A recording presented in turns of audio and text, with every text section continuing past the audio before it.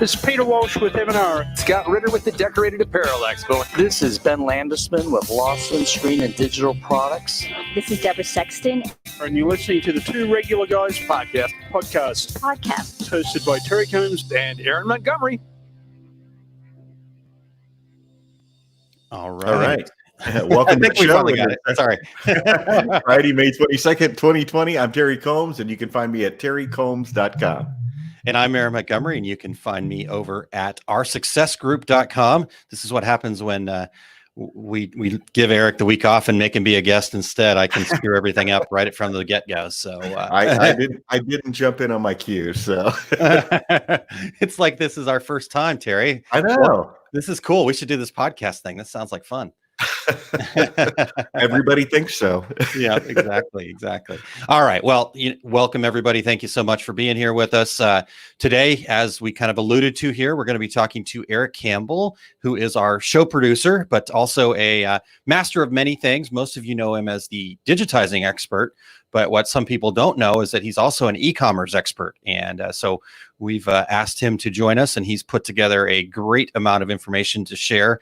In fact, so much good stuff that it's going to be a two-parter, Terry. So we're going to go today and then come back. You know, Aaron, usually we're halfway through the show before we say this is going to be a two-parter. Before we went on the air, we said this is two parts, man. Yeah, exactly. So we'll see. This could be a four-parter. Who knows? True enough. Who knows? All right. So let's check a couple comments here, Terry, before we get too far along. Eric here, but he won't be in the comments for long, so he'll be here shortly. And let's see. Rich checking in, and Datu and Dan is here. Excellent. Present and accounted for. Here in all caps. And we've got Wade joining us, and Tom Farr. Tom, good morning. Todd and Kim Johnson. Excellent. Good morning, everybody. Thank you so much for joining us this morning. So Terry, before we get Eric in here, news. What's happening? I don't have a whole lot myself, but what do you got? Well, you know, Aaron, all the trade associations, trade shows are all seem to be moving and changing. And this one came out of left field for me. I got a notification yesterday.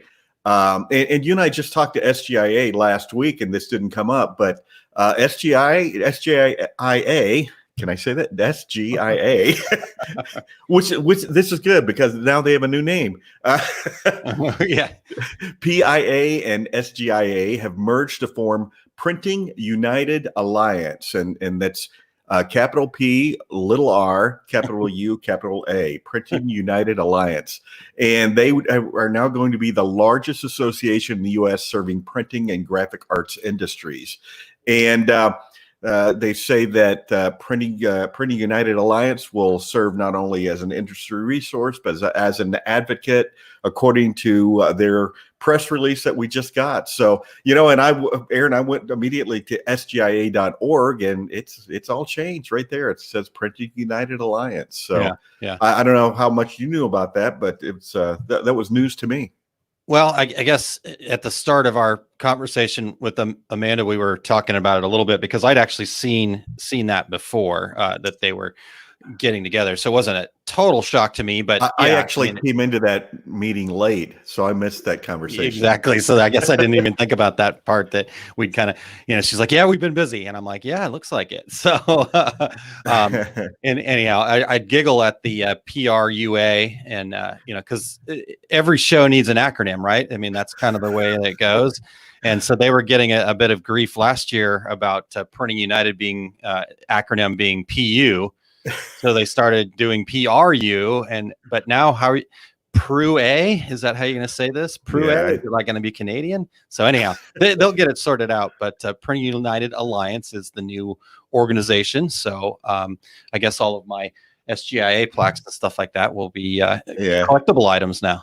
And if you've been around for a little while, like myself, we went from the Screen Printing Association International, Specialty Graphic Imaging Association. So we've been through some transitions over the years in the industry. Yeah, definitely. So, I think it's awesome though, because it does give us a bigger voice. They obviously are doing a lot of work with they've got people specifically doing work on Capitol Hill, and Right. and I think it gives our industry a bigger voice. And the hope is, fingers crossed, that the garment side doesn't get lost in the shuffle of all this. But we have some really good people, people like Lon Winters and Brett Bowden, and list could go on, Chris Bernay.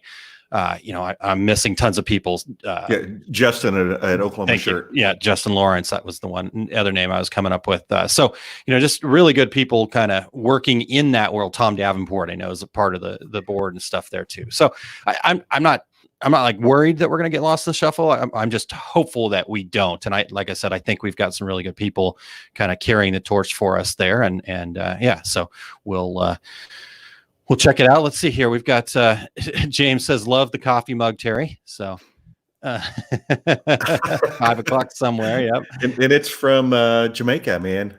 All right. There you go. So welcome. Thanks for joining us, James. And Kelly, my first time catching you all this early. Insomnia has perks. So thanks for joining us, Kelly. We appreciate it. And I know it's early over there on the West Coast or Terry Coast. Yeah. Pacific/Arizona time. Yeah, exactly. Totally. So Frank, Frank, let's see here. It's still 11, even if you're on the East Coast. So I don't know where you're coming from, Frank, but it is not afternoon anywhere within. Yet. Well, I take that back. We do have some folks that listen internationally, and Mauritius, for instance. Yep. Maybe Frank's overseas over there, so it could be. Okay, cool. So yeah, like I said, Terry, I didn't have a whole lot of new news stuff is that even a word? Can I even say that? New news. I thought I had new news, but apparently not. Oh, cool. Erich knows Frank, so he is coming to us from the UK. So that is very good. Awesome. Yeah. Good afternoon. Cool. Good afternoon. Frank. Yeah. Sorry that Terry. Yeah. So anyhow, Jillian says you guys need tiaras too. Christine has you beat on presentation. Agreed. Christine had us beat on presentation with or without tiaras, but that's a different story. All that's. Who knew there were man tiaras though? If you come to our cocktail party, you learn all kinds of things. Exactly. 4:00 over there in the UK. Okay, cool, excellent. So we are still afternoon, and Frank, it's almost the weekend there for sure. Yeah, definitely heading into the weekend. Perfect. All right. So the part that everybody shows up for, though, Terry, it's dad joke time. And this dad joke actually came to us from a regulator. It also has been a guest on the show, Joe Ortnaw of Ortnaw Inc. He sent this over to me. He said, it said it stood out to him, and he had to share it. So are you ready? Ready. Let's hear it. All right, Terry. Where do you take someone who's been injured playing peekaboo? Injured playing peekaboo. I don't know. Where do you take them? The ICU. Very nice. Yes, thank you, Joe. Nice. That is definitely a dad joke. Good job, Joe. Nice. Thank you. So yes, please share all of your dad jokes with us. We've got a plethora, but we're always looking for listeners to share. I know Lisa Shaw always tags us, and she's been pretty good at lots of groaner kind of jokes over there on Facebook, and she'll tag us from time to time. And yeah, definitely good stuff there. So, all right, Aaron, but hey, before we go any further, we want to thank everyone for checking out the Two Regular Guys podcast. If you're listening to the podcast version, we would appreciate you sharing with your friends so they can become regulators too. And if you, we would love to and appreciate you giving us a review on Apple Podcasts, Stitcher, or wherever you're listening right now. And we are always looking for new guests. If you have an idea or you know someone, have them go to calendly.com/2. That's the number 2, regular guys, and share your show ideas. And if you're watching us right now, join in with your comments and questions. Reach out to your industry friends and have them join us too, and become regulators.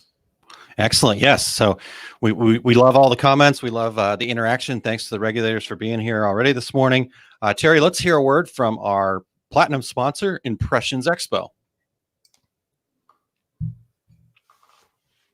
What is Impressions Expo? Impressions Expo, formerly known as ISS, is the premier trade show dedicated to the imprinted and decorated apparel industry. They have 5 shows that are produced annually in each region of the United States, including Long Beach, California, Atlantic City, New Jersey, Orlando, Florida, Baton Rouge, Louisiana, and cap off the year at Fort Worth, Texas. Each of those 5 annual shows also feature over 30 seminars and hands-on workshops in categories such as screen printing, embroidery, digitizing, digital decorating, and much, much more. Visit impressionsexpo.com for more details, and while there, use the promo code RegularGuysIE for a free expo pass.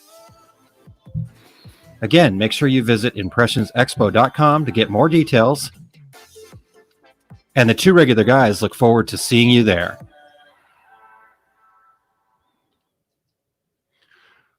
All right. Well, thank you very much to Impressions for their support, and looking forward to seeing what they are coming up with here as we get towards the back half of the year, and hopefully beyond all of the insanity that has taken place for all of them. So, Aaron, that free expo pass is redeemable at a future date. yeah, exactly.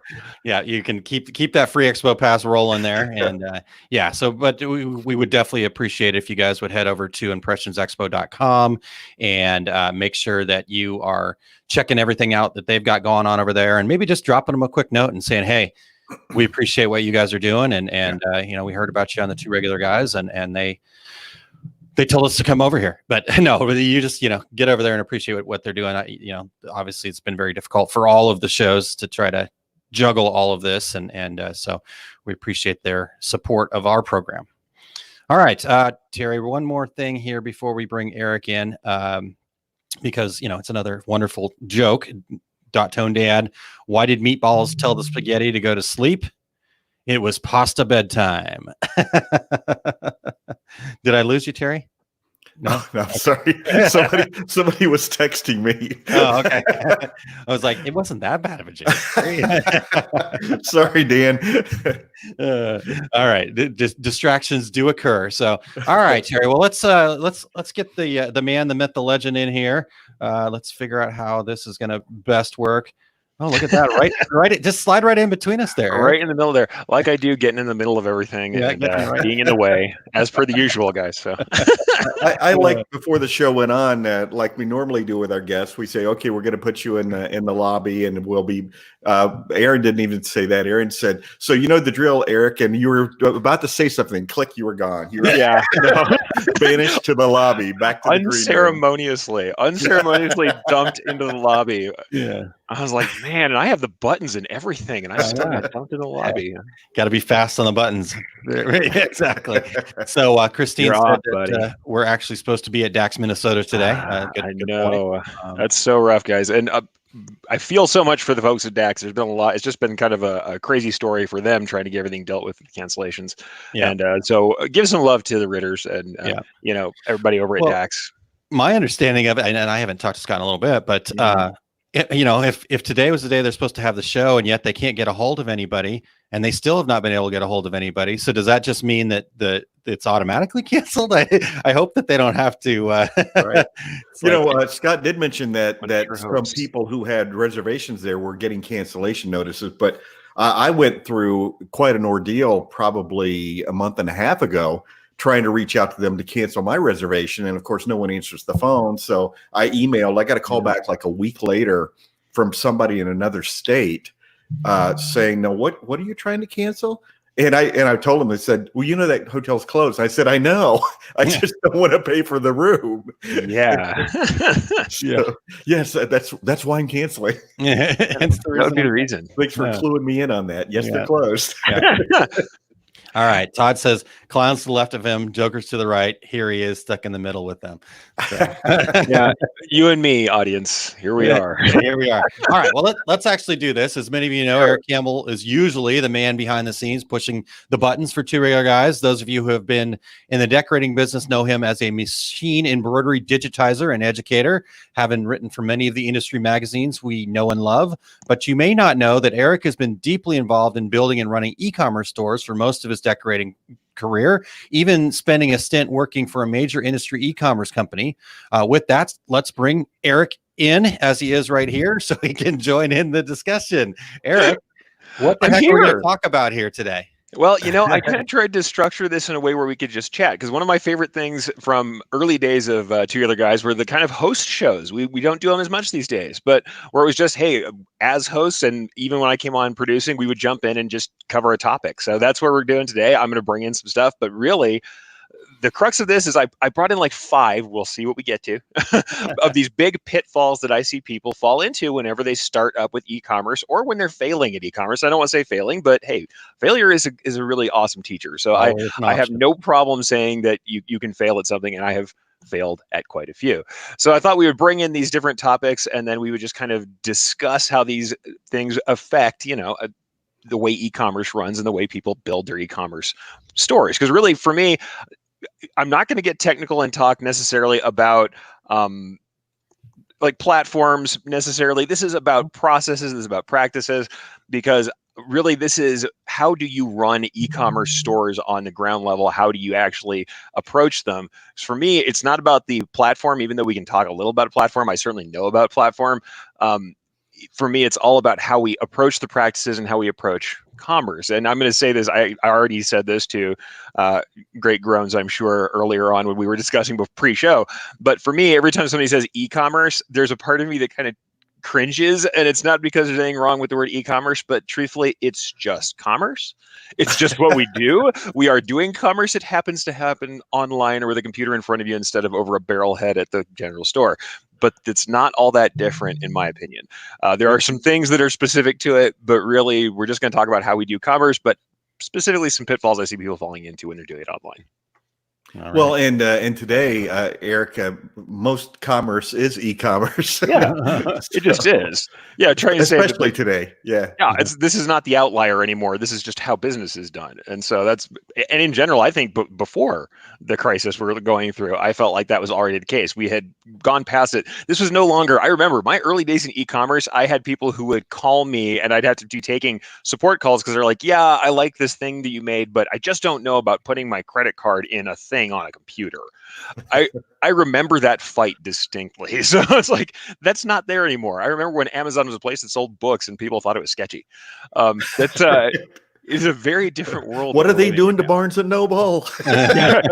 Where's Borders? Yeah, no, to my great sadness, because I love bookstores.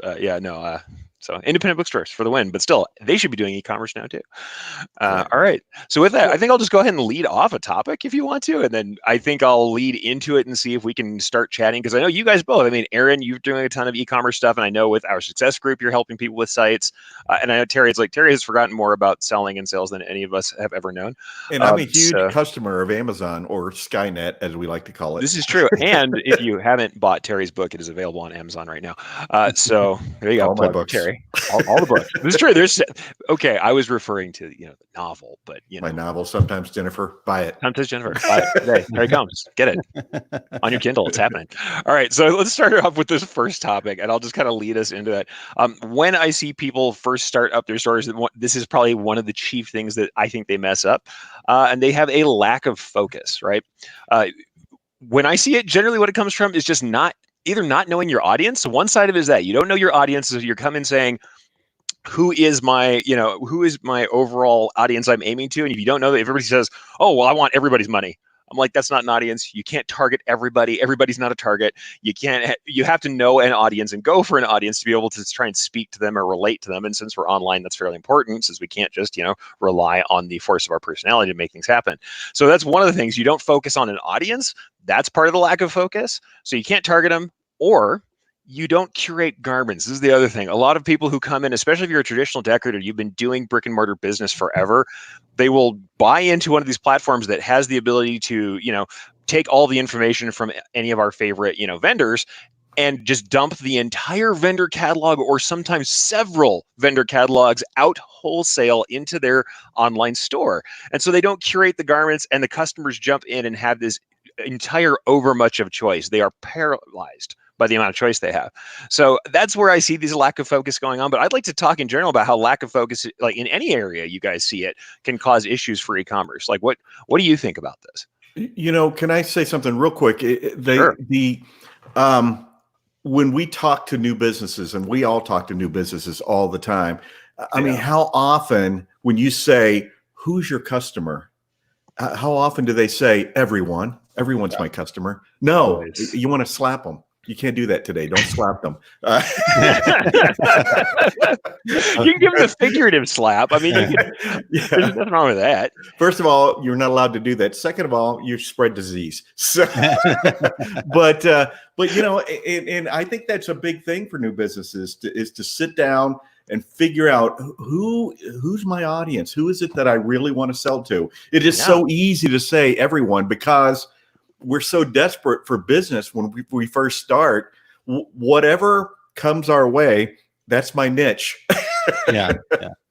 But here's the real thing, though. I think a big part of it is when people sit there and they think, oh, I have to do this niche market. So Erich's telling me that I need to focus and I need to find a niche or whatever. It's because they're looking at it the wrong way. They're thinking about it like, oh, if I say that I'm, my niche is, volleyball teams, sure, for example, if that was me doing business, then I'm only going to do volleyball teams. But that's not it. It's about your outgoing message. It's about what you're focused on. If you're focused on volleyball teams and you're doing such a great job in that space for the volleyball teams that all of a sudden baseball teams start coming to you, you're not going to go, nope, I don't do baseball teams. I'm sorry. No, you're going to still do all the business that comes your way. This is just talking about focusing your message going out so people are clear and understand, and you have an ability to connect with them. Oh, let me tell you, e-commerce especially, and I'm sorry to break in on you on this one, but this one, there is a platform specific thing about this that kind of gets me. It's not on a specific platform, but because we're doing e-commerce, most of the large e-commerce store sites that we have will have unlimited numbers of front-end stores. So you can focus a front-end store and still have a more general store and still have a store for volleyball and a store for the baseball people. And you can brand and target individual stores. And yes, there's a little more effort in that, but it's not tremendous, especially once you get a core set of garments. If you've curated your garments, you have garments that run well, that how they operate, that that are good for your customers. You copy that one little core set of garments, add or subtract a couple things that make sense for the particular group that you're with. I mean, most of us know that what the staples are going to be for most groups. Sure. And then we do some different branding around it. So just because you go ahead and focus and point in a direction, it doesn't mean that you have to stay there. And it definitely doesn't mean you have to be one thing to everybody, especially with e-commerce. I'll tell you truthfully, the way I ran my stores, the company stores were run as retail styled stores that were branded to the specific audience. Like I ran a store for one of the largest real estate companies in the US, one of the top ones. I think they are the top real estate in the US. And I ran the biggest store for their apparel and accessories. Their branding, we actually ended up in trouble with legal because when we first started, they didn't tell us, hey, don't use branding. We had color schemes that matched theirs. We had fonts that were close to theirs. We had trade dress that eventually had to get changed and altered because honestly, we were trying to say we are part of your culture, not you have to come change yourself and be a part of our culture. Now, that's not always what we do. When we're marketing company stores, that works for that. If you're marketing yourself, we all know you want your own branding. You want to have your own voice. But if you're doing individualized company stores for one company, one group, merging into their branding or marketing to the way they like to consume is pretty important and pretty easy to do. And like I said, you can focus more than one place. I know it sounds funny to say focus and then spread it out. But when we're talking about our presentation, you can have it sounds like wax on, wax off. Yeah. I am here to be your Mr. Miyagi, guys. Like, when Aaron, his example was volleyball, you have to drill down further than that. Who's buying? Who are you going to? Are you going to volleyball players? Are you going to coaches? Are you going to sponsors? Who makes the purchase? So you can't just say volleyball. You can't throw it out there. And I have a trivia point that I need to make. Okay. You mentioned real estate. Yes. You guys, here's a little bit of trivia. You guys know the song "My Sharona"? I've heard it. Knack. Yeah, sure. Mm-hmm. Yes. I'm sure some people out there do. Sharona was a real person, And she's a realtor in California now, and her website is mysharona.com. So wow, branding, everybody, exactly get on it. Right. Get on Sharona's level. Somebody wrote a song about her when she was a teenager, and she's been playing it ever since, so to speak. I would. Yeah, exactly. Get it? Awesome. Playing it? So real quick before we move on past the lack of focus pitfall that we've seen people do is that I just went into. Yeah, there we go. So, I think the other part of this, though, besides, what focusing on your audience and stuff like that, the other part of this is if you do focus, it actually brings you more business faster because you have the ability to be the very best in that space. So if I'm the very best in that space, it's so much easier to get in front of the right people, as opposed to if I'm just one of the many voices, one of the many 2 billion monthly active users on Facebook trying to get somebody's attention to say, hey, come buy my stuff. Yeah. So, that's the other part of this that, again, if you just flip your mindset on this whole thing and just think about it from the perspective of this is what I'm putting out there. Whatever comes back to me is fine. Take all the business you want, please. Nobody's going to say, "Oh, you're not following your niche. Darn it, you're not doing this right." No, that's not it. It's your niche is about outbound. Whatever comes into you, do the work. And frankly, you never know where you're going to go from that. I did work for a water polo team, which you wouldn't think, okay, a water polo team, that's a odd thing to do. And this little 12-person water polo team, we ended up with a major account with like the power supplier, the electricity company in this state that then went on for years off of like an initial contact with someone who happened to have a kid on a water polo team. You don't know where you're headed with that stuff when you're in your niches. If you serve that niche correctly, you have no idea what kind of big generalized business could come out of it. Yeah. So really, sure. Well, in your own business too, if you get too far out of your lane, then you run into production stumbling blocks too. And I've told this story a few times. I was running a production floor once. We were doing $13.5 million in screen printing sales. Our average order size was 72 pieces. When the sales reps would go out and find a customer that wanted 5,000 pieces, my crew would trip over themselves trying to get that done. Now they could turn 72 piece orders like that. I mean, that was our niche was turning those orders quickly, setting it up, print it, tear it down, boom, order after order after order. 5,000 pieces. They were like, staring at their shoes. They didn't know what to do.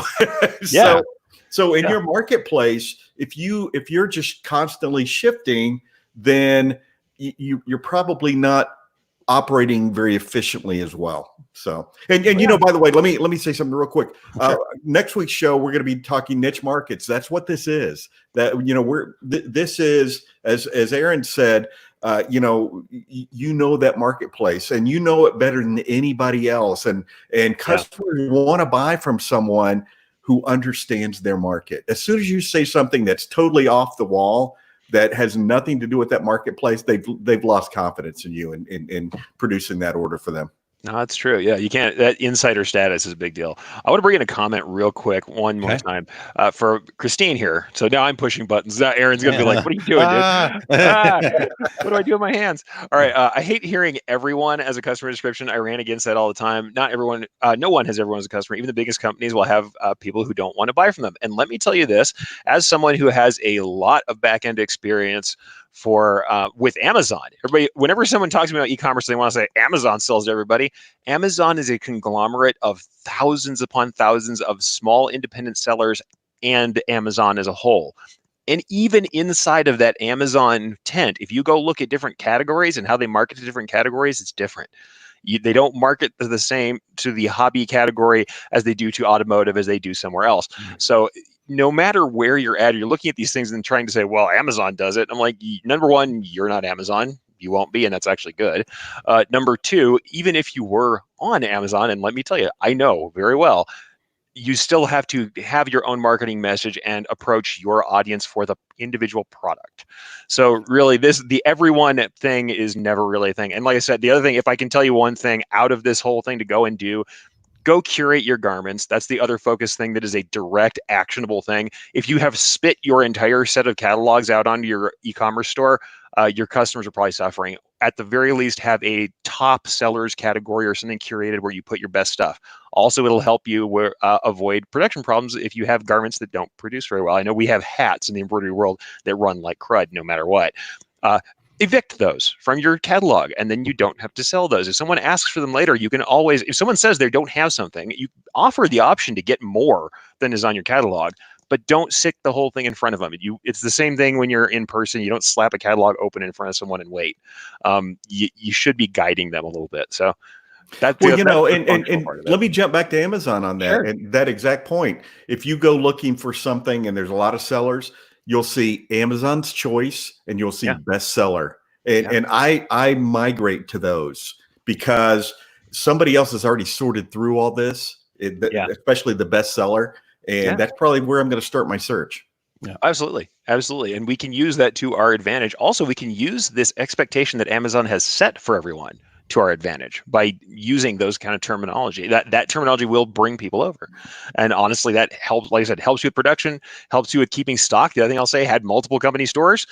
Most of them were running on the same 5 garments with a couple of additions so that I could have blank stock and produce at need for these. So anyway, focus is important. We'll get to point number 2 about halfway through the show. We'll see how many of these we actually get to, guys. I was just sitting here thinking, this is a 4-part. Yeah, well, hold on. We do have a couple of other things. We got to get some comments. So okay. Heidi, niches for my bitches. Yes, I like that. Bitches be crazy. We actually had a OSG training that was about focusing and niche marketing. And so Todd and Heidi and many other people wanted to call it niches for my bitches, but I insisted on not calling it that. So. That's almost as bad as 99 problems, but a niche ain't one. Yeah, exactly. I'm going to go ahead and say that's not. We sell on Amazon. Lenny says we sell on Amazon every day, 50 to 100 garments a day. Perfect. That's awesome. All right. So let's get into point number 2 here, Erich. Yes. You've got it laid out for us. Failing to promote. Go ahead. Failing to promote. Yeah. No matter what balance of like online to offline sales that you do, if you don't spend active effort and capital promoting the online store, it's going to suffer. Like there's no way that it won't. Back in the day when people knew what this movie was, it was the Field of Dreams quote. It said, there is no, if you build it, they will come online. And they are not going to come. They don't care. You're one of a million, especially if you haven't done anything interesting. So whether you're using this for like company stores, so say you're like I did for most of my career, which is to have individualized company stores that were aimed for one group and they weren't my entire business, or you're doing this, using this thing like for order taking, you can do e-commerce essentially just to become an order processor. Or let's say you're doing a full retail style collection or your full customization business. You've got a templating system that allows you to do customization online. No matter what you're doing, nobody can use the site if they don't know it's there. So what I would like us to talk about a little bit is promotion, like, because right now I know that's one of the things that happens. People start to have problems with their cash flow and they cut marketing.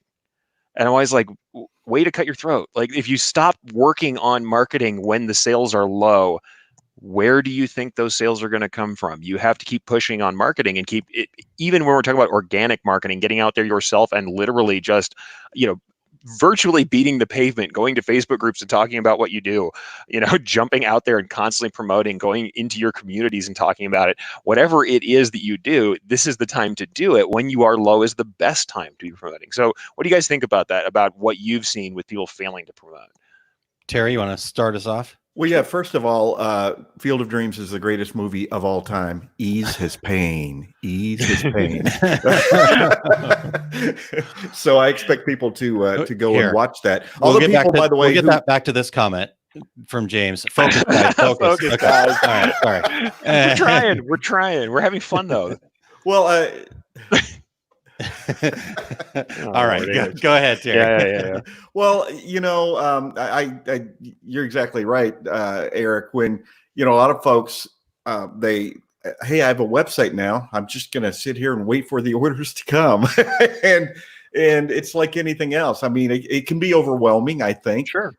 Because there's so many different ways that you can be out there promoting, but And I want to grab onto also when you say companies, the first thing they do is cut marketing, and times like now, and I've certainly seen it in the industry, when people's sales are starting to slide a little bit, all of a sudden that marketing person that you've been contracting with is all of a sudden on shorter hours or whatever, and it's just it's crazy. It's my comparison is when sales reps, somebody in the company decides, well, you're making too much money, so we're going to lower the percentage of your commission.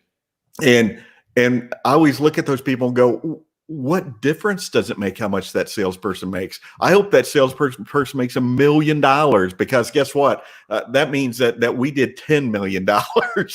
So, yeah. I've had this discussion many times with process, where you're telling somebody like, okay, you're having a dispute with an online customer, and I have told people, I'm like, whenever I have somebody under me who's working on that stuff, I'm like, here's a percentage that I'm willing for you to lose. Like, on a job of this size, I'm willing for you to give this person up to $20 on this order. This is how many bucks this is good for and how much we put into it. I want, if you hand them $20 and they get out of here without spending more of your time and the order goes through, we are good to go. We've made our nut. Like, we've made the money we needed to make out of this thing. Sometimes I'm not saying we just give away the house, but having a little border where you can play with that and say, the same thing with that is part of promotion too. It's part of your customer service, part of that process. But the same thing is when we're doing advertising, you look at, like, say you're in Amazon, you'll know this stuff, cost, the average cost of your advertising and what it is compared to the gross you're bringing in. When you've got like a small percentage, it's 3%. And somebody goes, man, we're spending $5,000 on ads. And you're like, yeah, that's 3% of our, of our take-in. That's fine. We're doing great. That's a lot of money we took in. You can't look at this thing like a zero-sum game, like you're going to do some promotion for a while and then the money keeps coming in. You have to keep doing it all the time. And we're lucky because right now we're in this world where we can do organic content, where we can talk to people, we can put out blog posts and podcasts and the things like we do here. We can become subject matter experts that people trust and use that as a funnel to feed people to these sites. The thing is, at the end of all this, you'll notice we do the ask. We all know what our success group is. We all know to go to tour dates on terrycombs.com. We all know that where erichcampbell.com is and what we're doing, because we say it once per episode and we do the ask. We tell you where to find more. Right? But that's the thing. If you stop doing the ask, if you don't get past that concept of like, oh God, well, I don't want to tell them to come to my website. If you believe in your product, there's no problem with that. You're helping a friend to get something that you think is valuable. So you got to do the ask. Let me throw something else in there too, that I've seen over the years is we're coming into fall. We're not, but let's say we're coming into fall. Sure. And someone goes, well, why would I be promoting sweatshirts right now? Because I'm already selling sweatshirts right now. We're coming into fall. Well, you're selling sweatshirts because that's what people are buying right now.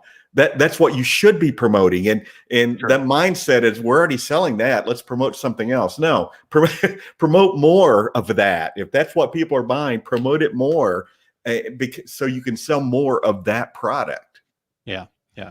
And here's the other part about it. You guys talked about as things get lean, you also have to understand that things get lean sometimes. Obviously there's outside factors, but a lot of it is also kind of inside factors. You were sitting there, things were going great and you weren't promoting and you weren't doing these things. Yeah.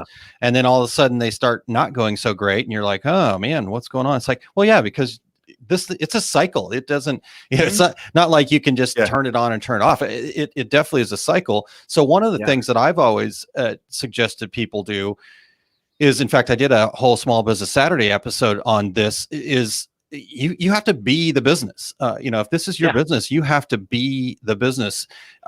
And this isn't that you're, always out there selling and your friends are getting beat over the head with buy my stuff all the time, but it should be part of who you are, So if you're a decorator, you should be telling people about that. Again, not in a salesy way and that you're going and knocking on doors in the literal sense, but there's no reason that shouldn't come up in conversation. And that starts with, kind of having an understanding of who your target is, taking the time to make sure that you have an elevator pitch that you feel comfortable with. And, so it's just doing that work in advance, and then just keeping that stuff flowing, I think is really an important thing to think about. It's the same thing with the online, with direct marketing or buying ad space or any of that stuff, because you're still going to do the same things. You're going to know your audience. You're probably going to target them. Say you're on Facebook or Insta, you're going to be targeting that specific age group or demographic, and you can dial things in like a city, an age group with these 3 interests. You can dial things in for those kind of things. Also, you can dial in on keywords. Knowing what people are looking for and how they search and using natural language when you write is important.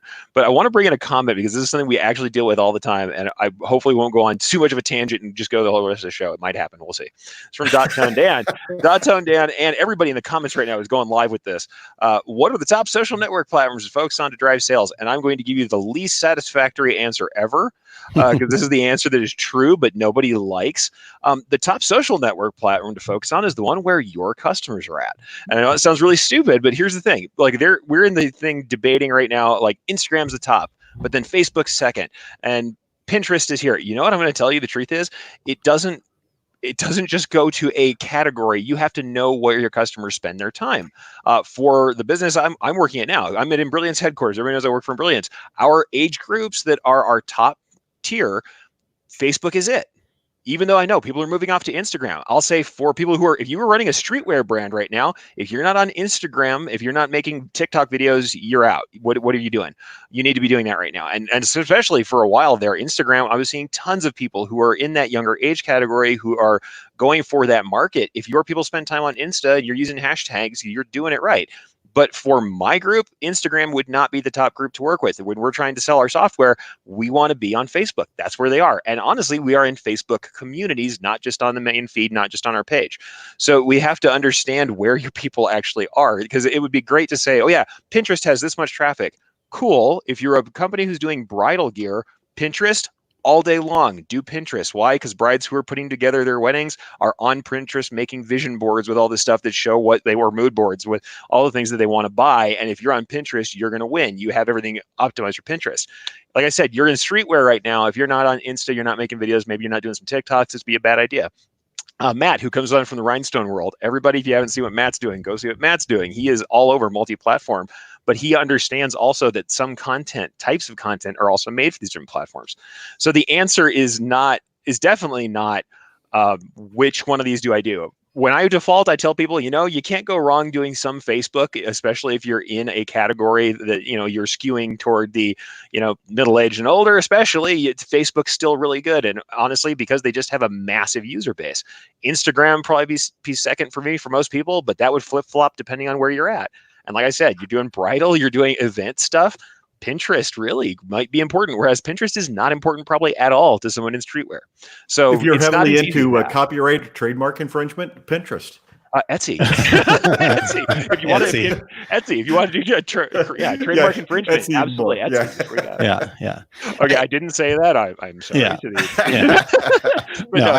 Seriously. I agree with what Eric's saying here, though, and there has been certainly, like as you said, ongoing discussions. James said, my opinion is Facebook Live, YouTube, and focusing on some Facebook groups. Lots of people want to see the product in action or how it works. And that's totally true for a lot of markets. And then Lenny says, we do great on Insta. We can connect with similar hashtags. And let's see here. I've heard Instagram is the top with Facebook coming second, but I've assumed that it might be geared towards those who target audience. Middle bands might not be on Insta. And then he actually followed that up and said, sorry, I meant Pinterest. Yeah, totally. And and Heidi says TikTok is great. I can't wait to see Terry's first TikTok video. So yeah, I'm in for Terry's TikTok video. And Matt Vasallo says, if you're not on TikTok, you're missing out. So I have to get on there before I see Matt again. Right. Well, and here's the other thing people don't always know. If you don't know this, Facebook and Instagram are, of course, both owned by Facebook. If you run ads on Facebook, there is a way for you. There's a chance that you are also running them on Instagram. So make sure that your formats are right. They often have the ability to do multiple format work. And you can actually, Facebook and Instagram, I almost don't have to separate those anymore. Should you target differently a little bit for Instagram than Facebook? Absolutely you should. But those actually go together quite readily. You can have both at the same time. But like I said, same thing. Or because the other thing is something has your own walled garden. It's great to talk about the social media stuff, but once people get to Amazon, you better be doing all the A+ content on Amazon, which is their content per product, and they have their own content silo that doesn't go anywhere else. So it really just depends on where you're selling, how you're selling, and what customers you're working with. I will say though, I like that they were talking about showing products in action. Showing rather than telling, selling people the effect of a product rather than a list of supposed benefits it has. We all know that we're selling on feeling. We're selling what people feel about how life will be after they buy the product, not what blend of materials in the product. I mean, yes, do we need to mention that to people who are searching it? Sure, that may not be what we put in our videos. What I remember distinctly is people used to promote their embroidery shops with how many heads they had. Like, we've got over 150 heads of embroidery. I'm like, right. They don't know heads of embroidery from heads of cattle. They don't care. They don't know. Why are we promoting that? So yeah, but anyway, yeah, failure to promote's the big deal. But yeah, think about that. It's almost like focus. It's audience targeting. It's knowing where your people are. It's knowing what your silo should be, and then targeting toward that and making sure that your content fits for that. All right. So should we get to number 3 at 10:47? We'll try. We'll blow through these real fast. It's only 8:47 here in Arizona. Okay. At the 47-minute mark. And this stuff is actually a little less deep than some of the stuff we've already talked about. But let's go ahead and see what happens here. Poor presentation. When you're dealing with customers online, you really can't rely on personal charm. Like I said, you don't have the force of your personality to help you get by. You can't just be charming and nice like you could if you're shaking hands. Or waving at each other from 6 feet away, as we do now. The presentation of your site has to be a certain way, has to be decent. The images and copy need to be good. And the design you have can influence what the customer feels, especially we talked about knowing kind of what your audience is.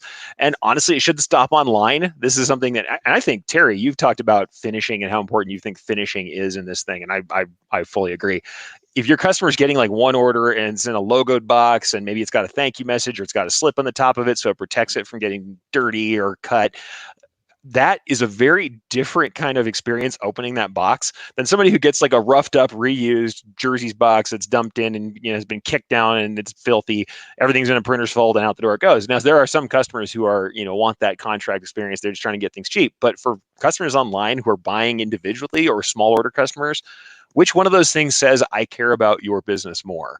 The nice looking box with some presentation that's been checked over nicely, or the one that's, kicked down and tumbled. So let's talk a little bit about presentation, both online and off, both site wise and how you're actually getting garments.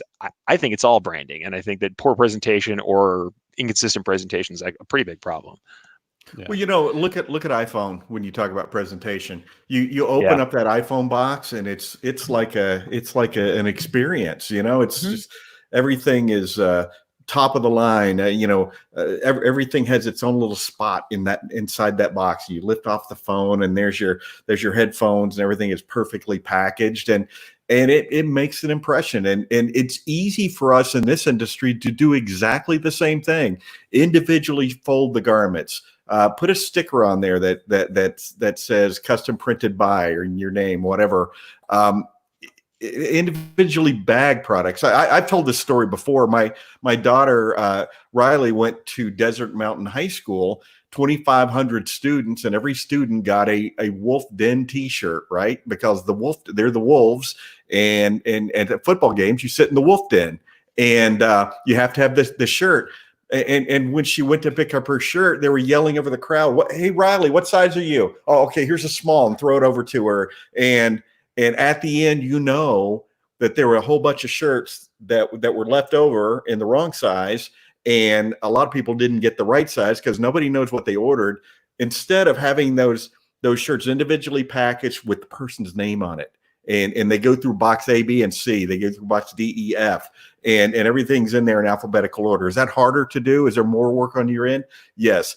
Does it make life simple for your customer? Absolutely. Are they gonna buy from the printer fold person that's throwing shirts in a Gildan box, or are they gonna buy from you who made their life easier? They're gonna buy from you. So, and that goes online too. I can't tell you how many times I've seen somebody start to sell online and they have a quote form, especially if, let's say, we have the ability to do like digital decorating. So one side is a custom decorator option where you can sit there and decorate your shirt and then you send it off to production. And then the other side is larger mass orders. Fairly frequently, they just use a form for that mass order, and their initial contact with people has like 150 fields that they have to fill out. Guys, reduce the amount of friction for someone to get a price from you or to get to talk to you if you're doing that. And this is actually the next step we were going to talk about. The next pitfall is failure to test, or like poor understanding of how your site works. That's one of the things you're going to talk about. We'll talk about it more, but that's one of those things that's part of that poor presentation. It's also adding friction to the process. You don't ever want to add friction to the process if you can. You want everything to be effortless for the customer, because part of what they will pay more for is the ease of ordering, is the guarantee, the consistency and the guarantee that what they order online is what they're going to get. And also, yeah, Terry's right. The packaging does matter. That kind of stuff does matter. It is the final chance you have to influence people when they're about to see your garment. Now, certainly, everybody's going to say, I do high quality printing. Anybody who's here should do at least a moderately high version of decoration. That is like the barrier to entry. I know I've said this before. I can't remember. I think it's Chris Rock who said that stuff, where it's like people would say like, hey, I feed my kids. And like, what do you want, a medal? Of course, they're your kids. You feed your kids. You're decorators. I print well. I embroider correctly. Yeah, you're a decorator. You have to do that. That's a given. That's not a medal. I do great customer service. That's given. You're expected to do great customer service. What are you doing beyond that? Yeah. What do you do that's not what everybody's supposed to do already? Yeah. And the thing with presentation, it's the same kind of thing. We'll have people who use really poorly made graphics, or they use the base template that comes with everything. They don't want to spend any money on a template. They don't want to spend any money on a graphic designer, or they have a graphic designer in-house and somehow amazingly they've never used that graphic designer to work on their own site. You have to think about what that expectation is. And we had Jay Bassell on here many times talking about branding, where branding is every experience someone has with your company. And so everything that goes into that, this is all a little touch to say, here's who we are and what we do. Also, you think that people don't equate the quality of your site to the quality of your product? You're wrong. Because people show up and go, this site looks like slapdash. Doesn't look like they really tried really hard. So they right. 2016 like GoDaddy tonight. yeah. And also, I hate to say it, I worked for a company, Deca Network, who does, essentially big templates. If you don't alter the template at all, or don't do your branding, or don't change things up, and it has the wrong, like you said, copyright 2016, or whatever it is that you leave on there, if it just looks like the vanilla template, you don't look like you put a lot of effort in, and maybe people will think, this thing looks like, are these people really a real company? Are they just a fly-by-night? Is this just, because there's a ton of actual scammy sites that are just template generated where they kick a different logo on it. Trust me, I know, because I've had them try to sell product that I'm selling, and I've had to fight with them. There are tons of scammy sites that what they look like is just a base template where they've changed a couple things. And sadly, I've seen some of those template sites look better than what I see from some of the decorators. So, think about that presentation and what you're showing people. So all the way through the category. I mean, Aaron, I would love to hear, do you have any extra to kick on this? I know, because you have done a lot of products and packaging as well. I'm keeping track of my 3 points here on my fingers. So, okay. So, all right. So let me get one. And I'll be quick. The first one is when we were talking about the presentation and what comes out of the box and all that kind of fun stuff. It is about knowing your market, but here's how I know that presentation is important, because I have an 8-year-old that will spend hours and hours and hours on YouTube watching somebody open a package of a toy that is not his. Right. There are guys that make a living doing YouTube videos of opening boxes of shoes. But it's not about opening the box of shoes. It's about the presentation. It's about that experience. As humans, we get that dopamine hit, and it's not the actual, when we actually have the thing in our hands, it's that lead up to the point when we do get it in our hands. That's where buyer's remorse comes from, is the lead up didn't match up with what we end up getting. Yeah. And therefore, so what's your expectations? So yeah, again, I've talked about this with certain customers that I've worked with, consulting clients of mine. When they're just taking stuff and they're shoving it in a bag and the person gets it and they pull it out and it's all kind of just like this wad of stuff. Well, the first thing they're going to do is their expectations have already been crushed. So now they're going to look at that thing with a fine-tooth comb and find any error, find any problem they can with it, because their experience has already been bad. And so they want to get out of this experience. And so they want to find an excuse to get their money back. But if it shows up nice and it's, oh man, this is great, I feel so awesome about it, they're going to take it out and they already love it, and they're going to maybe overlook that little, misprint is on a sublimation something, or, the little thread hanging off or whatever, they'll get their scissors out and trim it off for themselves. So, that's where presentation comes into play. And I think that's really interesting. And then the other part is that there are studies out there that show that, when you talk about your site and stuff like that, the images that you use and how those images look are hugely important to the presentation. Online customers, for sure, studies show that 93% of all purchasing decisions are made based on the picture, not the description. Now, good descriptions are important too, but having a good picture. Now, the cool part is, even with our cell phones these days, we can take a decent picture. Oh, yeah. But what we got to do is we got to tweak it a little bit. There's free tools out there. Lightroom, Adobe Lightroom is a great tool. You just got to make it, if it's dark and like you can hardly see it, people are going to skip right over that. It's that pop out. I love using what I've called and what I've heard called a hero image, where you take a picture of your product and there's no background to it. That was one big thing that we were able to do with my wife's site over at weheart.biz is get some of those things where the product stands out and there. So then the third point, if you'll, and I'll be done, I promise, really quick. The third point is what you guys were talking about with what the presentation is, but what the presentation is of the feelings and of the brand. I mean, this happens everywhere. I was searching last night, is a good example of this. These are major companies that spend major amounts of money on marketing and branding and stuff like that. And I was searching for a way to be able to do automated SMS text messages. Sure.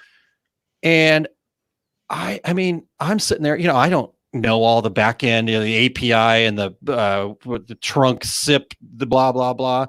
And that's all that was on their site, was all this, like you said, how many heads of embroidery, but theirs was, we can do this SIP trunk. And I'm like, I have no freaking clue. I just want to know if it's easy for me to be able to automate text messages to my folks that need to get information from me. That's all I need to know. But they weren't worried about selling the process and what it's going to do for me. They were worried about showing off their technical details. So look how smart we are.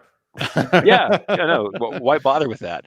I mean, it doesn't really matter nearly so much. And then if you think about this in general, since we're getting close, rather than go into super bonus time, I actually think that we can kind of meld in the last couple of points I had, because the last couple of things I wanted to talk about with this have come in with this, right? We talked about how people are experiencing things. One of the things I wanted to bring up was like failure to test or poor understanding of your system. And that's where you don't do what in the software world they call dog fooding, which is like you eat your own dog food, you hit to taste it to know what it's like, even if it's something you're not going to use for yourself. And what this means is you need to process an order from start to finish and think like you are the customer. What is this like? And we actually have talked about this with, I think, Terry, you talked about this with consulting, where you say, come into your shop like you're a customer and walk around with those fresh eyes and go, what am I seeing if I walk in? What's my first thing I'm dealing with? What's, and I think that's the same thing we talk about in general with this stuff. You have to do the dog fooding. You have to find out and taste test this thing, because especially when you're doing support later on, if you don't know every step of your online process or where orders are or where the information is or what it's like for the customer, big thing is not knowing, say, like what the confirmation emails look like when they come in. I've had tons of people where it's like they don't know at all what the customer gets from them. They don't even know what information they're presenting. They just have whatever the template spits out or whatever the site spits out. So poor understanding, failure to test is part of this too, because that's all part of the experience. Are we making things frictionless? Are we making it easy to understand? Because part of the presentation isn't just, does the image look good? It's, does the image convey what it needs to the customer so that they know how to make a decision? Are we providing them that information easily? And then actually, you hit on this, Aaron, excellently.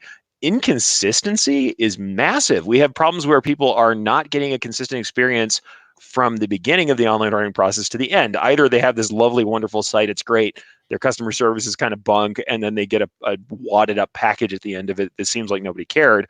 Or, or you have things like you have an online section of your company and a brick and mortar section of your company, and the way they operate, their pricing, their strategies, their presentation's not the same at all. And then we have a customer that might switch back and forth. They get fairly unhappy about that inconsistency too.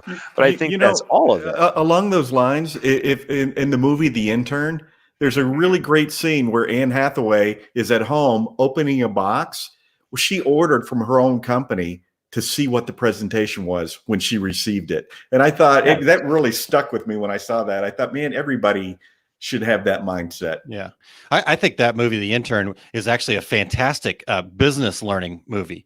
Absolutely. I mean, obviously there's the story in there, but she's the head of this major company, and the reason they were so great and the reason things were going well was that she took the time to go down to the warehouse and the packaging and work with the team and do all that stuff. So I think that's a great point, Terry. And when you're talking about this, if we want to just real quick a technical piece here that I love to use, it's a tool called Hotjar, HOTJAR.com, and you basically can take, in fact, they've got plenty of free tools that are really awesome too.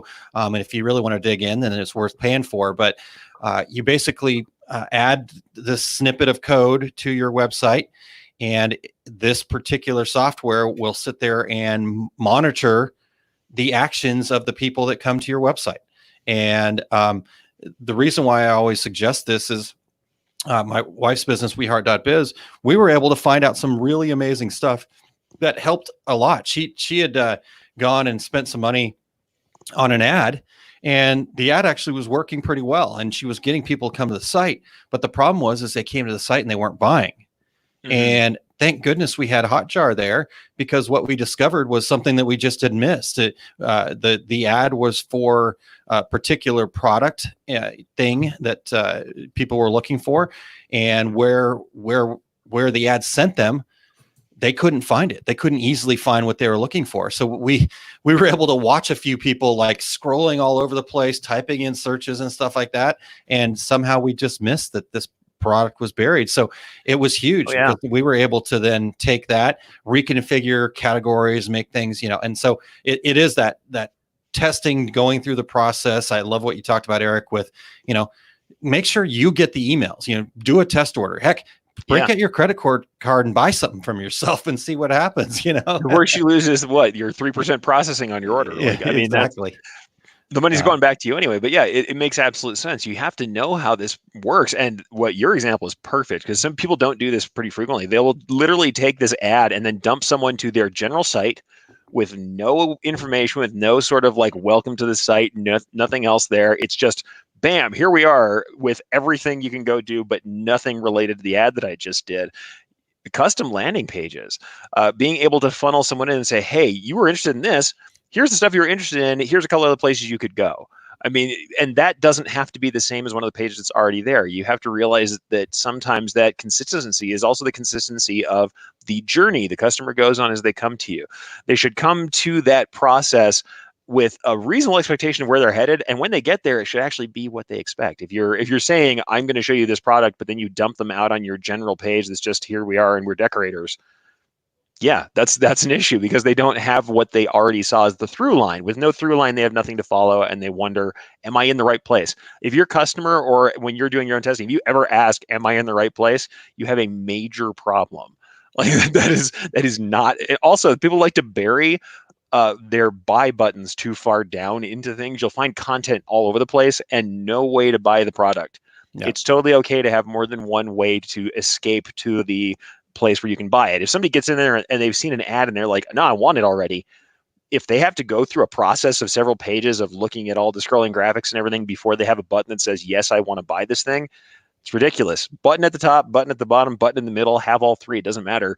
Have ways for people to get to the next place without looking, and don't bury things below the fold that are super important. You have to think about this in that frictionless environment. We want to cause the least amount of friction, least amount of drag as people go through this. Don't slow them down.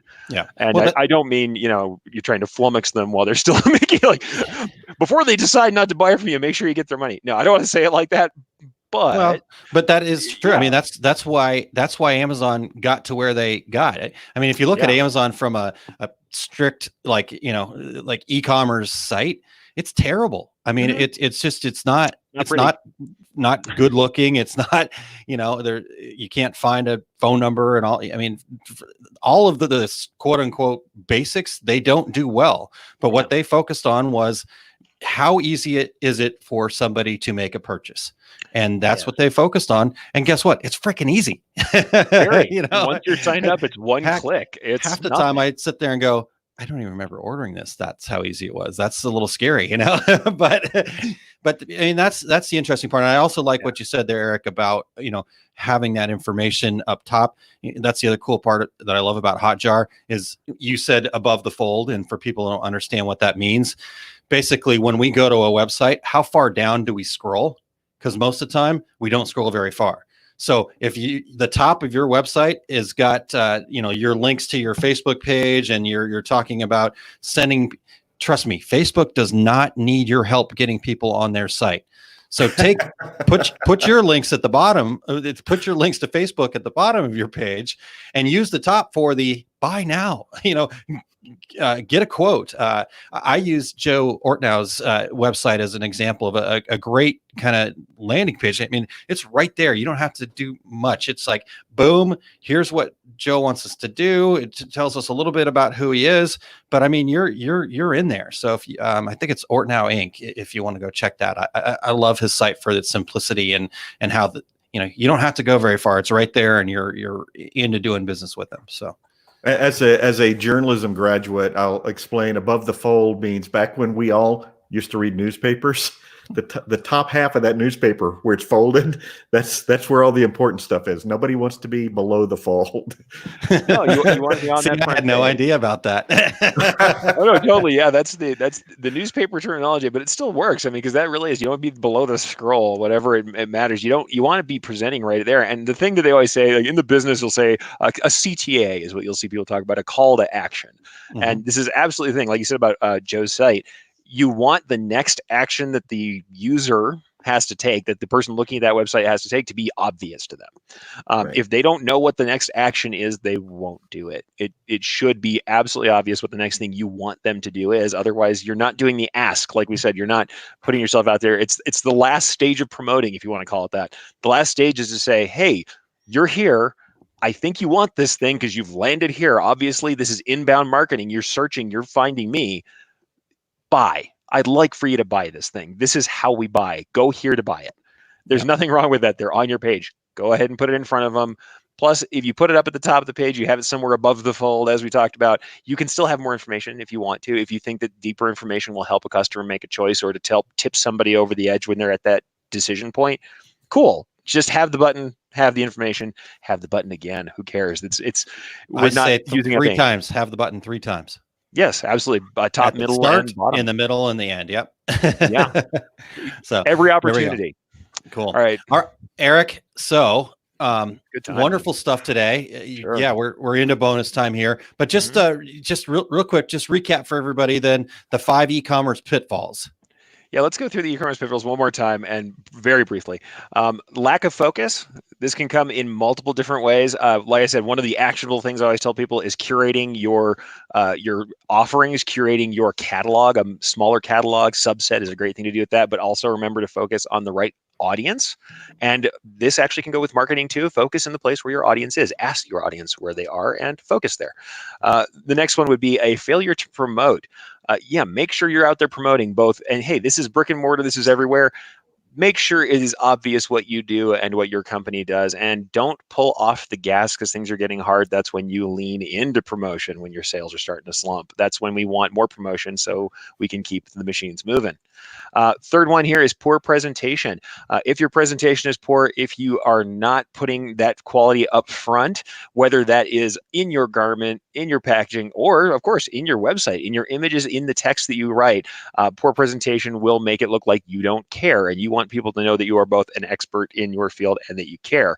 Same thing like with text. People will often use generic text directly from the catalog. Don't do that. Write a little bit differently, change it, put some things in there about the use of the garment, not just what the garment is.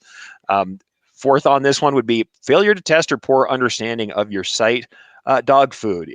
Taste test this thing for yourself, guys. Go ahead and run an order all the way through, see how it processes, see how shipping goes. And if you're not actually doing the shipping and packaging yourself, do it and don't tell anybody. Use someone else. Have your spouse order it under a different name, use a different card, and run through the whole process and actually get the box. That's something you can do. I'm not trying to say try and gotcha your team, but it's a good thing to take a test and sample the waters, as it were, as in the stream, to find out what's going on. You should know at any point where a customer is in a process and how that looks to them.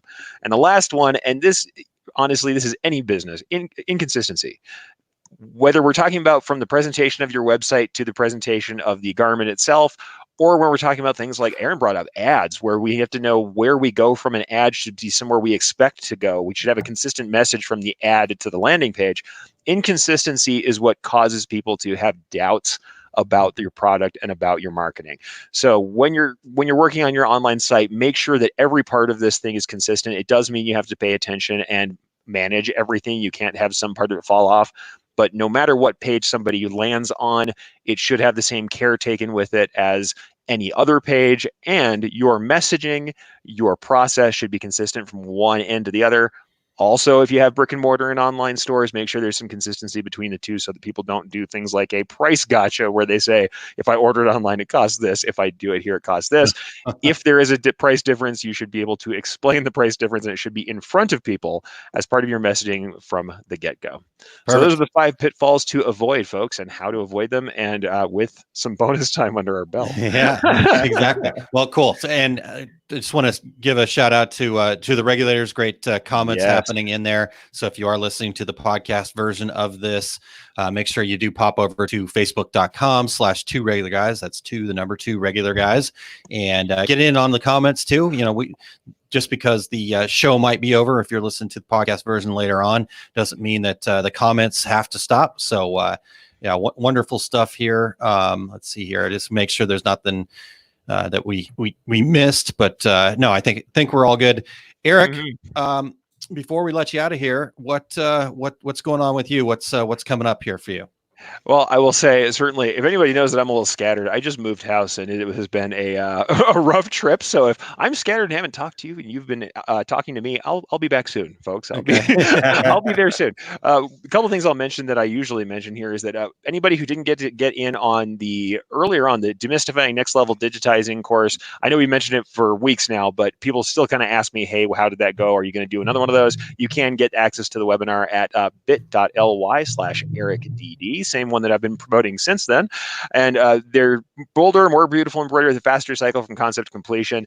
It's a good way to get into that next level kind of digitizing content. So we have that available. Once again, decorators community, folks, making stuff available for you in these times where you might not be at the trade shows.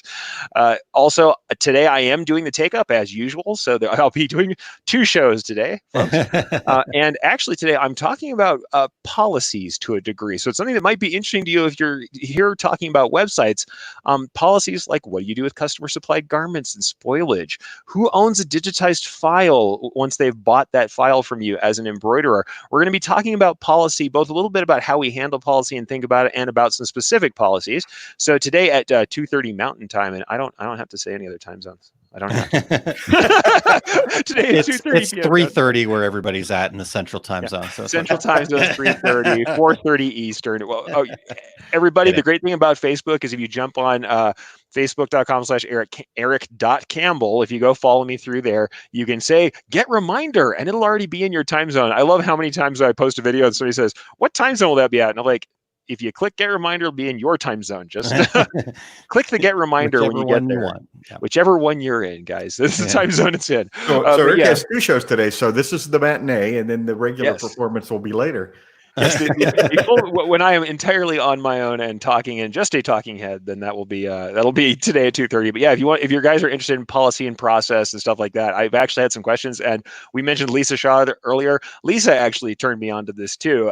Lisa Shaw said, "Hey, I've got a bunch of people in my groups asking about what do you do with spoilage rates," and I'm like, This is a big one. We can talk about that distinctly because it's a very different thing depending on the process and the segment. So we'll talk about that today. Cool. All right. Well, thank you very much, Eric. Great information today. And Diane says, I will see you later too, Eric. So there we go. And I'll get ready as soon as I can. Nice. All right, sir. We will talk to you soon. Thank you. All right. See you guys. Eric. All right. I kicked him out again. Feels Terry, weird. Yeah, it does. Hey, Terry. So what do you got coming up there, sir? I have, I've been using this tool, this eraser, in my big book of travel quite a bit. But what I have next is my complete screen print and business course, Workhorse Products in Phoenix is going to be August 22nd, 23rd. I will be at Atlas Screen Supply in Chicago, September 19th and 20th. And all my upcoming 2020 classes and events are at terrycombs.com under tour dates. And yes, they are up to date as far as we know. For today. The eraser has been busy. Yeah. How about you, Aaron? What do you have? The main thing for me is just pretty excited. We've got the Success Tracker program up over at Our Success Group. So you just go to oursuccessgroup.com /ST, which stands for Success Tracker. And it's a cool little way. If you've got a goal, if you've got any goal that you want to reach over the next 12 months, this is just a little tool that'll help you. It's encouragement. It's community, it's accountability, it's cheerleaders, and there's some fun swag that you'll get out of it too. So you'll get some OSG, Our Success Group swag. So it's only $20. So it's we're not even going to cover the cost of the swag. But again, our goal, we have a very specific goal at Our Success Group, and honestly, this is our goal across the board, decorators community as well. So it's not just with Our Success Group, but I've been able to do this stuff because of my friends like Eric and Terry and Todd with Our Success Group. So the goal is to provide resources that empower over 1,000 businesses to achieve their idea of success. And so that's a lofty goal, and we felt like the Success Tracker was a great way to quantify that, to keep score, so to speak. So definitely check that out. Obviously, we're going to help and support decorators, but feel free to use that for any goal that you have. I'm thinking about trying to push myself through a similar program to lose a little weight. So it's fun. So that's what I've got coming up mainly, and we're wrapping up the 5 Keys series on business planning. That'll be happening next Wednesday. So you can certainly always become a member. And we're kind of redoing the website and all sorts of fun stuff going on there. And our goal is to roll out a mastermind program here in the next, I don't know. We keep talking about it, and so I feel like I'm failing on it. But the website thing has been a bit more of a challenge than I had anticipated. So so we're getting there. Hopefully soon. We're still shooting for the second quarter here. Do I have time left in the second quarter? June's the last month of the second quarter, right? Yes. Okay. I was going to do the thing on my knuckles where you count the months. I don't know if you guys have seen that. So anyways, that's what I've got going on. But I think, Terry, we're well into bonus time here. So let's close this out. Great show. Thanks so much to Eric. And he will be back with us in 2 weeks to add on to what we've talked about here today. And I think it was a good one. Also, Terry, before I get out of the way here, I do want to just make sure that I say Happy Memorial Day to everybody. Hopefully we're able to actually enjoy this time a little bit more than other things that have been going on. And right. Mainly, though, thank you to all of the veterans that have come before us and given us this opportunity to live in a country where we are free to make dumb decisions or making poor decisions every day. Yeah, exactly. So thanks to everybody. Yeah, and appreciate all the veterans and Happy Memorial Day. Absolutely. Thanks to the veterans. And we want to thank our show producer and guest today, Erich Campbell. And we want to thank our sponsor, Impressions Expo, as well. Yep, definitely. All right, Terry. Well, next week we'll get to what I had said we were supposed to be doing this week because I had the dates wrong. But yeah, you mentioned it earlier. We're going to be talking about niche marketing and specifically about during and after COVID here, and what are some things that maybe you can be doing. This was a show that we did quite a bit several years ago where we were doing. I think we're almost quarterly at a certain point. And obviously with all the other content and all the great guests and stuff that we've had along the way, we kind of got away from that. So we said, hey, perfect time to get this going. And then also we'll be welcoming the gentleman from Shirt Lab at the end of the show to also talk about their upcoming summit as well. So lots of great information next week. And we can start putting the over/under bets on how many niche markets we'll get through in the course of the show. So exactly, start getting those wagers going out there right now. All right. Until then, I'm Terry Combs. He's Aaron Montgomery, and we are the Two Regular Guys. Thank you for listening to Two Regular Guys. Check out our website at tworegularguys.com. That's the number 2, regularguys.com. You can also interact with us over at our Facebook page, facebook.com/tworegularguys, or send us a tweet, twitter.com/tworegularguys. And we have a YouTube page. You can find all that from our website, tworegularguys.com. Thanks for tuning in, and we look forward to spending some time with you again next week.